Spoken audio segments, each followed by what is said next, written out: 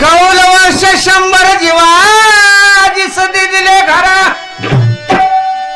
आणि शिवाजी ते मामलेदार अवघा कारभार जीवाजीचा हो माय बाप कौलात लिहिली बोली परंतु जीवाजी विसरले चाली आणि धान्याच्या दरबारची शुद्धी नाही केली मग पस्तावले हो माय बाप कौल भरला परिपूर्ण या यमाजीचे आले धरणे आणि जीवाजीचे उडाले ठाणे मग दिन वदने होतील हो माय बाप 80 जन्म लक्ष 84 फेरे झाले जीवाजीशी आणि शरण एका जनार्दनाशी तरीच फेरे चुकतील हो माय बाप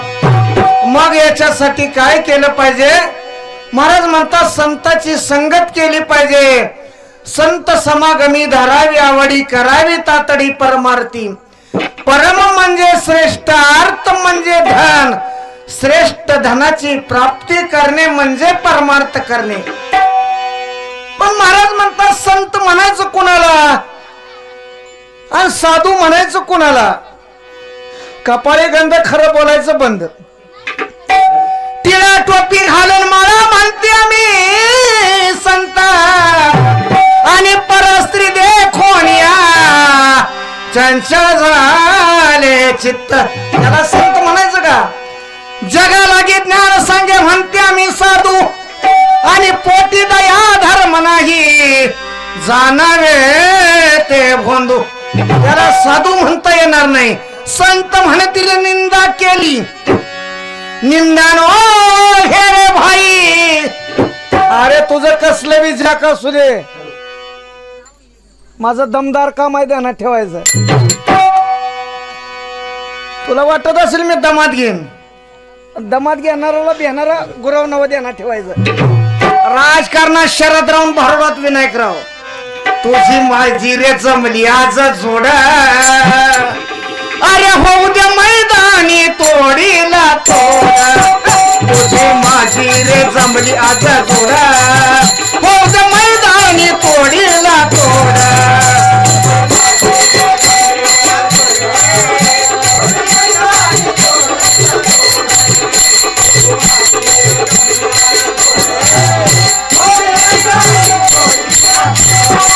होऊ दे मैदानी रे होऊ दे मैदानी होऊ दे मैदानी रे होऊ दे मैदानी होऊ दे मैदानी तोडीला तोड होऊ दे मैदानी तोडीला तोड हो भारत वातावरण कसं शांत आहे का नाही असं 4 वाजेपर्यंत राहिलं पाहिजे शांत हालचाल अजिबात करायची नाही होऊ दे मैदानी रे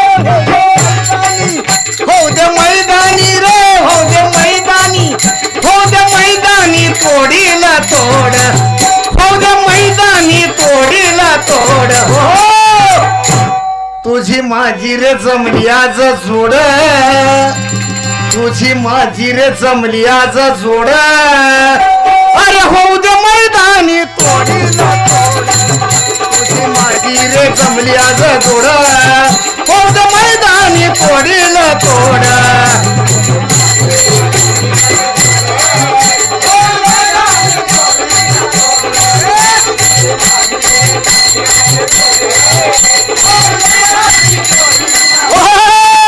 काय झालं तोडगे महाराज आता याने सांगितलं रस्ता कसा आहे एक जाणाऱ्यासाठी एक येणाऱ्यासाठी है का नाही त्यामुळे सिग्नल तोडायचं काय हायवे रोड असल्यामुळे वाहन सुसाट जायचो आता ही गाडी रोडच्या कडे जा आणि झालं काय रोडला एक ऍक्सिडेंट झाला होता गर्दी गोळा झालेली आणि गोळा अशी गर्दी झालेली लांबच्या बाहेरच्या माणसाला काय दिसत नव्हतं नक्की काय झालं कोण मेलंय म्हणून मग काय पोलीस आले पोलिसांनी काय माणसांनी काय केलं त्याच्यावर पांघरून टाकलेला होता एवढ्यात ही जी बायको आली रडत आहो जाऊ दे मला मोठ्यानं रडायला. मग एक जण म्हणला कोण आहे तुमचं नातेवाईक आहे गावा? माझा मालक काय म्हणले. आता मालक काय म्हणल्यावर माणसं म्हणजे जाऊ द्या तिला बिचारीला. आणि काय ना कसा बसा रस्ता लोकांनी दिला मधनं शिरली जाऊन आत बघितलं तोंडावरचं पांघरून काढलं तर कुत्र मरून पडलेलं होतं. हो दे मैदानी रे हो दे मैदानी हो दे मैदानी रे हो दे मैदानी हो दे मैदानी तोडीला तोड हो दे मैदानी तोडीला तोड. हो तुझी माझी रे जमली आज जोड. अरे हो दे मैदानी तोडीला तोड तुझी माझी रे जमली आज जोड. हो दे मैदानी तोडीला तोड.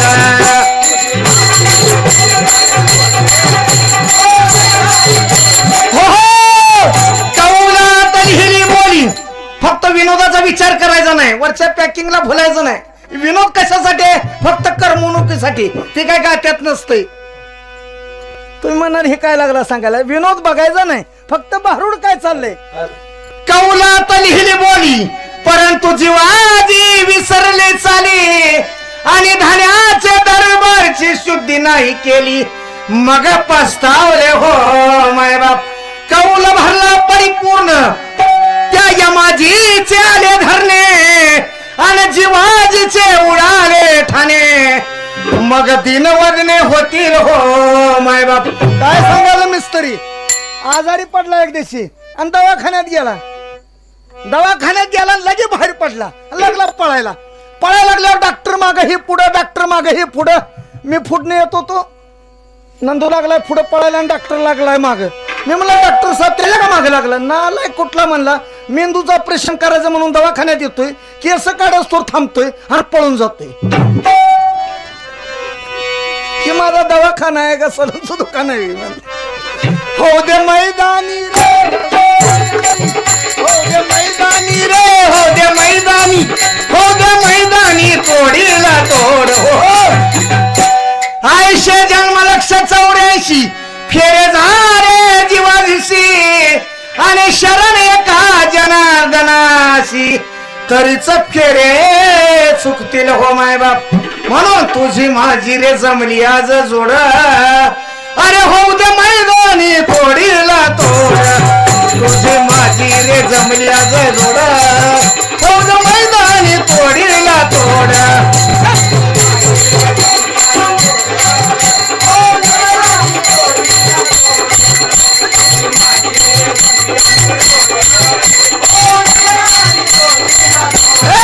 हो दे मैदानी रे हो दे मैदानी हो दे मैदानी रे हो दे मैदानी हो दे मैदानी तोडीला तोड हो दे मैदानी तोडीला तोड. हो तुझी माझी रे जमली आज जोड. ये ये दादा ये ढोलकीवाले 100 ढोलकीवाल्याला 100 दादाकंड राजू कांबळे. हा राजू कांबळे सर यांच्याकडून आमचे ढोलकी सम्राट दिनेश रणदिवे यांच्याकडून यांना 100 रुपये आणि विनायक गुरुला 100 रुपये. धन्यवाद. तुझी माझी रे जमली आज जोड. अरे हो दे मैदानी तोडीला तोड तुझी माझी रे जमली आज जोड. हो दे मैदानी तोडीला तोड.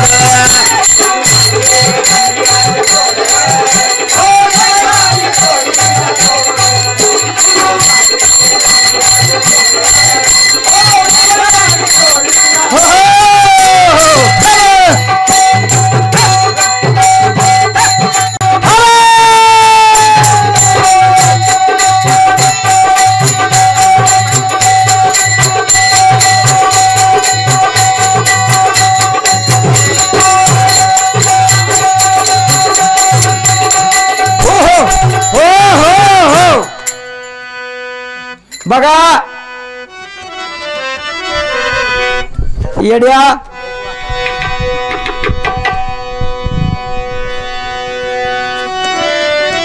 मेंदूत पाणी झाली आणि काय बी बोलू नको येड्या.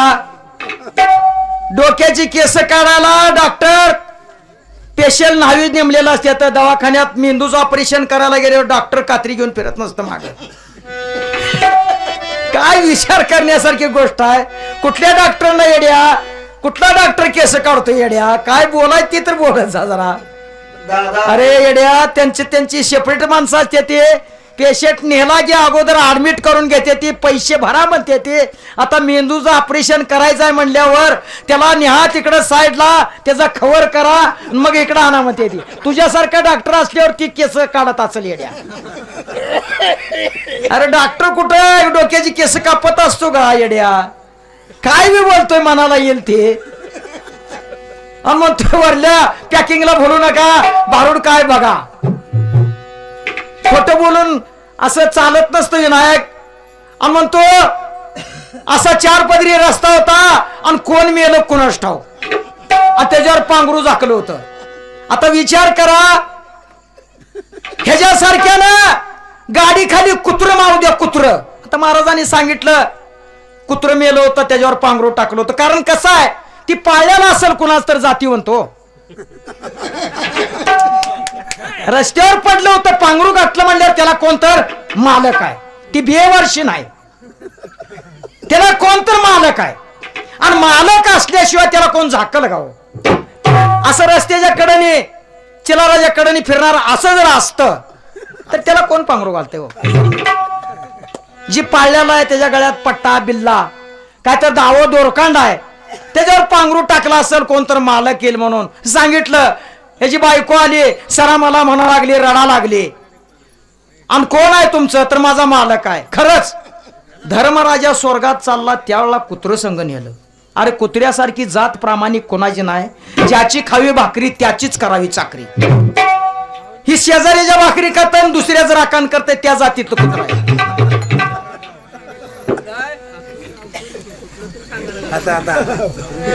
काय बी सांगून चालत नसतं.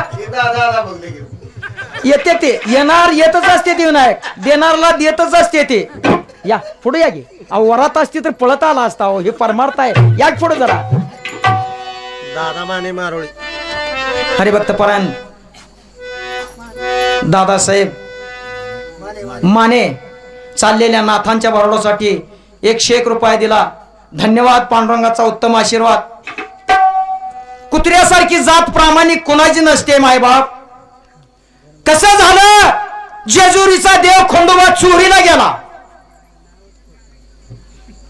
जेजुरीचा देव खंडोबा चोरीला गेला.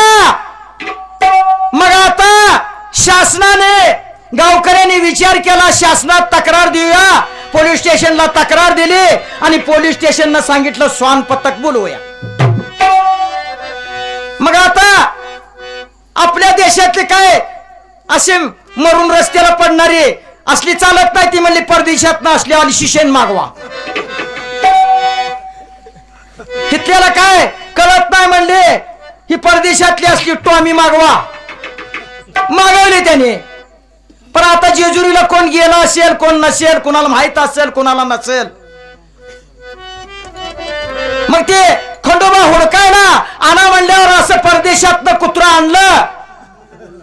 एका साईडनं शूटमीट मारची दुकानं आणि एका साईडनं खटकाची दुकानं. आता देव खंडोबा चोरीला गेलेला हुडकायचा कुठंच राहिला. ती जात शूटमीट मार्कचं दुकान सोडलं आणि खटकाच्या दुकानात शिरलं. तसं खटकाच्या दुकानात शिरून ज्ञानमार्ग सोडून पावणं तुम्ही काढला जित भांडणाचा वक्त. आणि घरचीच वस्ती समजून ही कुत्र मला न्याट करून भुक्त. अरे नाद कुणाचा बी करायचा, उंचीवर जायचं नसतं. गडी बारका असला म्हणून तो बायको म्हणली सोडा मला, सोडा मला. ह्याचं कसं, ही लय दयाळू माणूस आहे हो, अति दयाळू माणूस आहे.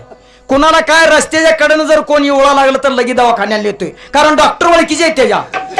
सांगितलं मग त्यानं, डॉक्टर माझ्या ओळखीचं होतं. नालायक कुठला केस कापूस तर थांबतोय पुन्हा पळून जातोय म्हणून. कारण ओळखीची डॉक्टर आहेत त्याच्या. आणि क्यू येते, लय क्यू यायला माणूस एक दयाळू माणूस आहे. शेजारची आजी आजारी पडली आणि कुणी तर सांगितलं असंच कार्यक्रमानं चालला होता, विनायक तुमच्या शेजारची आजी दवाखान्याला आले आणि तिला आता डॉक्टर ओळखीचा म्हणल्यावर घेऊन गेला. ते डॉक्टरनं बोलवलं, आजीला बसवलं असं खुर्चीवर, आमचे महाराज बसलेत असं खुर्चीवर बसवलं. तिला सांगितलं आजी जरा तोंड उघडा. आता ती वय झाल्यावर दात पडलेली आजी अशी बसलेली होती. आजी जरा तोंड उघडा म्हणजे एवढं तोंड उघडलं आजीनं. अजून जरा तोंड उघडा, ही पुढे गेला म्हणलं अजून जरा तोंड उघडा. हे बघ विनायक म्हणली, तू बाहेरून गेल्यावर तुझी बायको घरात काय करते मला तोंड जास्त उघडायला नको.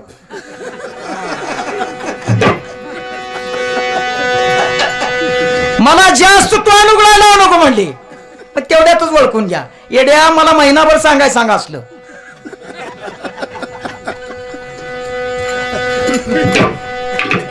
शास्त्र धरून तुला काय बोलायची बोल.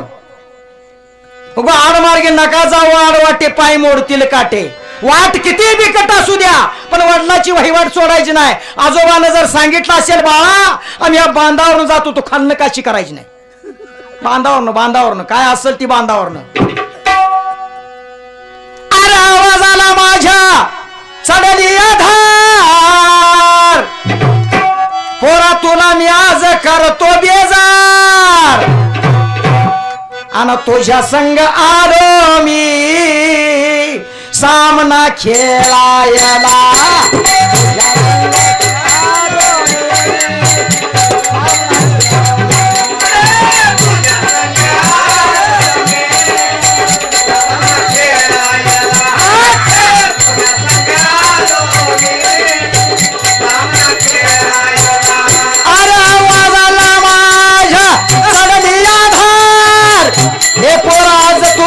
करतो बेजार, आवाजाला माझ्या चढलेला धार, बोला तुला आज करतो बेजार. हो हो तुझ्या संग, अरे तुझ्या संग आलो मी सामना.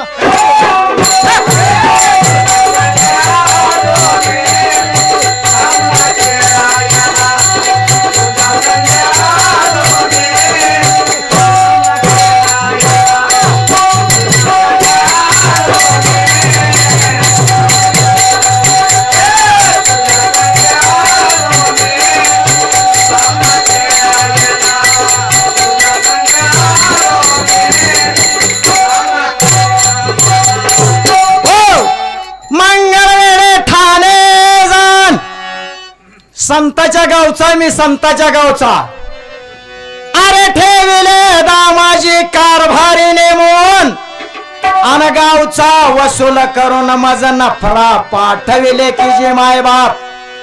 दुष्काळ पडला जाणून शिल्लक पेवे त्या दामाजी न विकून, अन चिठ्ठी पैका घेऊन आज येथवर आलो की जे माय बाप. अरे पैका पोचल्याची रसद. पूर्वीच्या काळी कसं होत, जर सालानं जर गडी राहिला मुलीच्या लग्नासाठी, भावाच्या लग्नासाठी, पै पाहुण्याच्या लग्नासाठी 1 महिना जर खाडं झालं तर 12 महिन्याचं 13 महिने साल काढत होती माणसं. एवढी प्रामाणिक होती आणि निष्ठावंत होती. पण आता निष्ठा राहील नाही, नुसती निष्ठी. सकाळी भाजपमध्ये, दुपारी काँग्रेसमध्ये, 4 वाजता राष्ट्रवादीमध्ये, 6 वाजता MIM मध्ये, नुसती निष्ठी.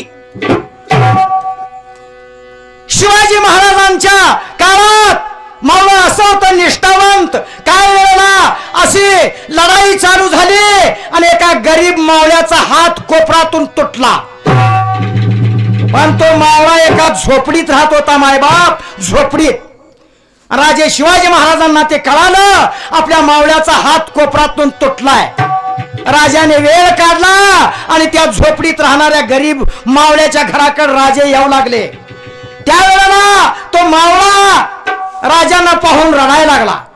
राजांनी सांगितलं भिवू नका, आम्ही रयतेची सेवा करण्यासाठी आहे, तुम्हाला काय पाहिजे मागा. ती गरीब मावळा निष्ठावंत होता, त्यानं सांगितलं राजे साहेब माझ्यासारख्या गरीबाच्या झोपडीपर्यंत तुम्ही आलात हे माझं भाग्य. तुम्हाला मुजरा घालण्यासाठी मला दुसरा हात नाही, मी यासाठी रडतोय. ह्याला म्हणायचं निष्ठान, ह्याला म्हणतात निष्ठावन. खायचं एकाजण गायचं एकाच असलं चालत नसतं. निष्ठावंत. हे रामनवमी निमित्त कार्यक्रम. प्रभू रामचंद्राचा भाऊ लक्ष्मणासारखं निष्ठावंत राहावं, भरतासारखं निष्ठावंत राहावं. जर काही जर सांगितलं राजे तुम्ही वनवासाला जावं, आनंदानं जावं, पण लक्ष्मण ही त्याच मापाचा असावा जिथं राम तिथं लक्ष्मण म्हणून पाठीमागे जाणारा. अहो उर्मिला ताई ज्या वेळेला राम लक्ष्मण वनवासाला निघाले त्यावेळेला हातात दुधाची वाटी घेऊन उभी राहिली होती. 14 वर्षानं वनवास संपल्यावर महागारी आले तर ती दुधाची वाटी ती उर्मिला ताई दरवाजात होती. अशी काय काय रामायणात पात्र घेण्यासारखे आहेत. तसं उर्मिलेसारखं राहावा. कैकईच ह्या अशा मंथरेचं ऐकून कैकईनं राज्याचं वाटोळ करू नका. अशी जर मंथरा तयार झाली तर राम राज्याला अयोध्येला धक्का लागल्याशिवाय कधी राहणार नाही. मंथराची येऊ देऊ नका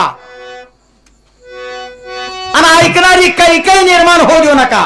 प्रत्येकाची कौशल्य सुमित्रा नाव ठेवले. आतापर्यंत कुणी कैकई नाव ठेवलेलं ऐकलं आणि मंथरा तर कुणाचं नाव आहे का? अशी कधीच होणार नाही मंथरा.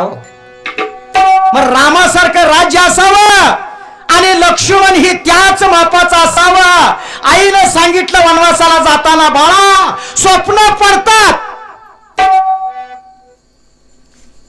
मग कधी स्वप्न पडतात? लक्ष्मणाने विचारलं तर त्यावेळेला लक्ष्मणाला सांगितलं बाळा माणसाला झोपेत स्वप्न पडतात. लक्ष्मणानं सांगितलं महासाहेब झोपच घेणार नाही. 14 वर्ष निद्रा नाही, 14 वर्ष अन्न नाही, 14 वर्ष भोग त्याग नाही. असा लक्ष्मणासारखं वागा रामराज्य आल्याशिवाय कधी राहणार नाही. पण आता ह्या कलियुगात लक्ष्मण रामाची 2 एकर अर्धा एकर कवा त्यात घेन असं करू नका. रामराज्य येणारच नाही. असं मंथरा जर त्यात निर्माण झाली, कुंभकर्णासारखी रामासारखी असलेली रामासारखी जरी असतील तरच रामराज्य येणार नाही. कुंभकर्णासारखी रावणासारखी निर्माण झाली तरी कधीच होणार नाही. विभीषणासारखा एखादा गुन्हा पण त्यांच्या राज्यात असल्याशिवाय राज्य चालणार नाही. म्हणून दामाजी चाले कुरवाळा माझे नाव विठोसा चरण सारा झाड फेकीचा कारभार मीच करतो की जी मायबाप जोहार. अहो दुष्काळ पडला जाणून शिल्लक पेले दामाजी न विकुण आणि चिठ्ठी पैका घेऊन येतवर आलो की जी मायबाप जोहार. पैका पोचल्याची रसद मला द्यावी लिहून त्वरित मगच मी जातो जे येतून म्हणे ऐका की जी मायबाप जोहार. दामाजी स्नान करून बैसला देवतार्जन नित्य वाचिता नेम रसद पाहिल्या संत. रसद पाहता देखताचे वेळी त्या बादशहाची मुद्रा देखील आणि विठोदासा सवे रसद पाठविली बाकी शून्य झाले. म्हणून केला जोहार मोडीला युद्धेचा थार आणि व्यापुनी चराचर भजनी सादरा सावे की जी मायबाप जोहार. जोहार घालून न पाहुणा गेलाय हो जोहार घालून न पाहुणा गेला. आहो घालून न पाहुणा गेलाय जोहार घालून न पाहुणा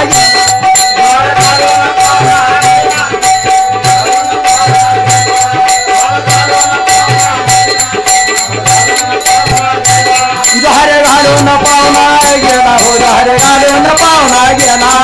घालून पाहुणा गेला जोहार घालून पाहुणा गेला.